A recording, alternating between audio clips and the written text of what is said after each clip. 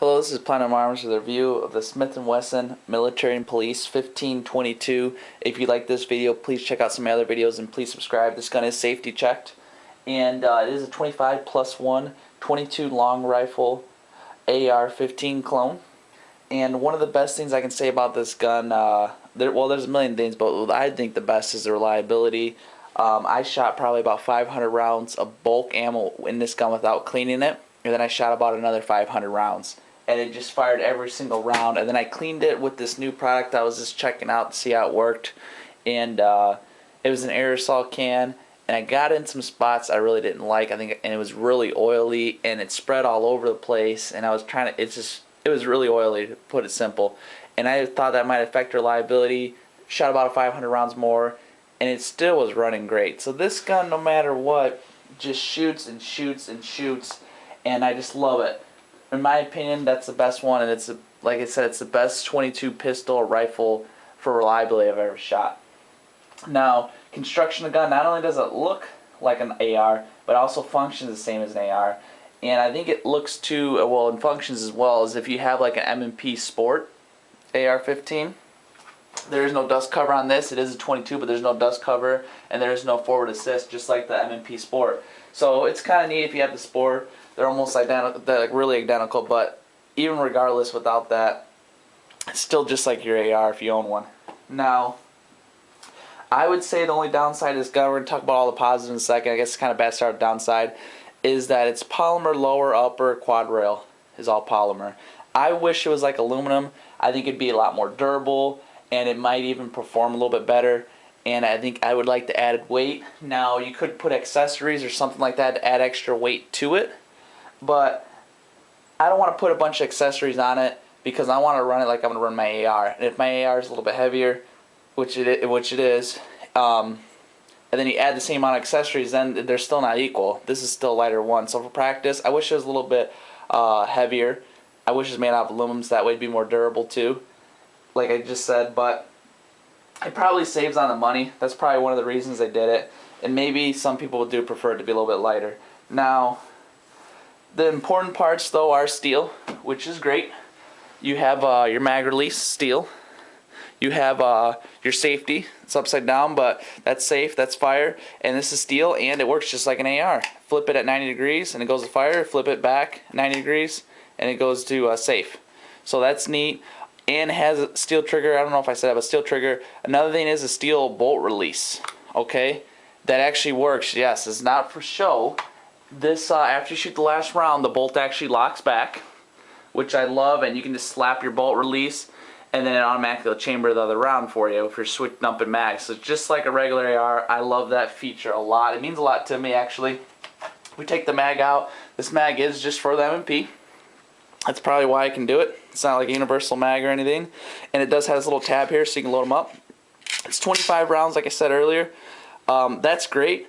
I mean, I think it'd be cool if it was 30 because I run 30 with ARs and whatnot. But it's 25, which is still great. I think it's amazing. I love it. Maybe they did it for people who use 20 rounds.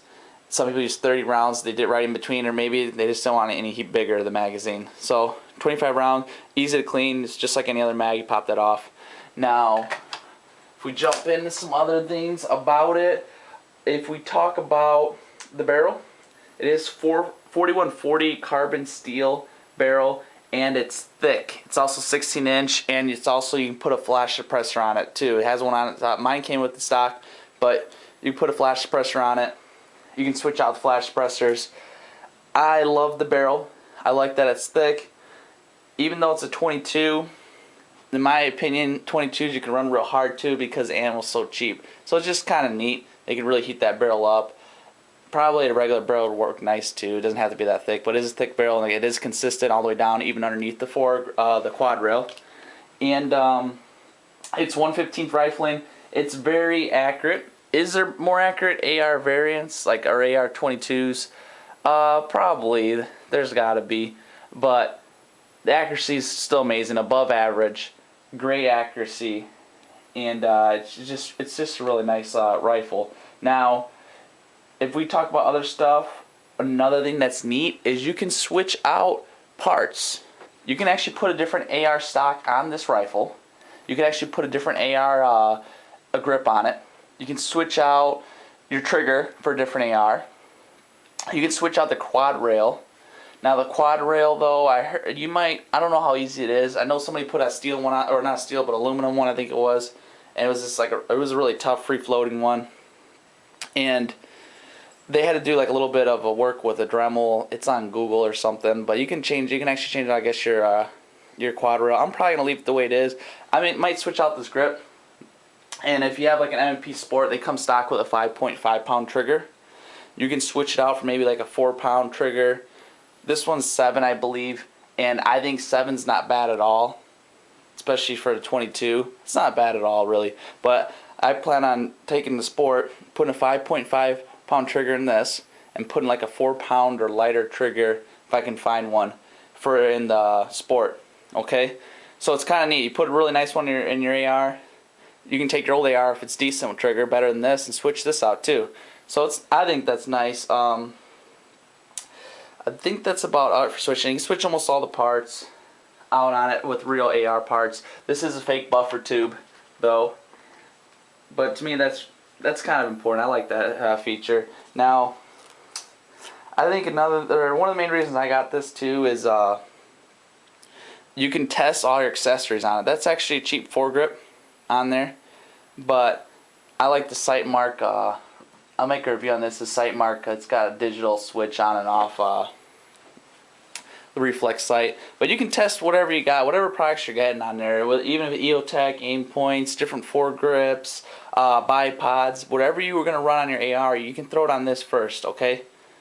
It's just great because you can shoot the crap out. You can really test the product before you throw it on your AR, because AR, if you're shooting steel case, $5 for 20 is I think it's a little cheap. It is cheap, but definitely not as cheap as $20 for 550. That's a lot better price. So you can really test your accessories a lot more on this, and then you can throw them on your AR. So I do love that feature. Another thing, let's see. I'm hoping I'm not missing anything. The bolt is actually steel, and does ride on steel rails, and it's chrome plated, so that's nice. If we go down a breakdown of this gun, it's just like an AR. Okay, you got a steel takedown pin there, steel takedown pin there. What you do is you pop it out. I'm gonna try it. I don't want to knock the tripod, so I'm actually doing off camera. Sorry about that. I'm gonna dump the mag too, and there you go. Breaks in half, just like a regular AR. You can see your triggers in there. Here's your bolt. This bolt and charging handle is just made for the M&P 22 or 1522, so you can't really switch out your bolts with another AR. Put different bolts in there or whatnot. That pin, that's your extractor too down there. It's fixed in there, and it just works really nice. Okay, really easy to clean. There's another pin here. Like I said, you can pop this out and take it in 2 pieces. I think that makes it easy to clean too. You can just run your rod down the barrel and whatnot to clean it. Then you just put it back together just like a regular AR. Just slap it in there, put your pin back in. There you go. So it takes down like an AR. Exact feel, looks, features. It's an amazing gun. I know I say about a lot of the guns too. I just love M&P though. Everything they put M&P on, in my sense, means quality. And you might even be a Glock person or whatever, but you're gonna love this 22 AR, and you'll probably like their ARs too. You know, that M&P makes, no matter who you like. You know, I mean, I love the whole brand, but I don't want to. We're not gonna go on subject of that. But either way, it's a great quality gun, whether you like M&P or not. They make great quality firearms. Now, in summary, it's very well built.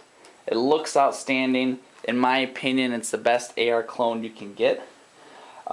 Only problem I had, like I said, I wish it was a little bit heavier. I wish it was aluminum. The upper, lower, and quad rail make it a little bit heavier. But one of the most important things, though, is it's reliable. Outstanding, the reliability.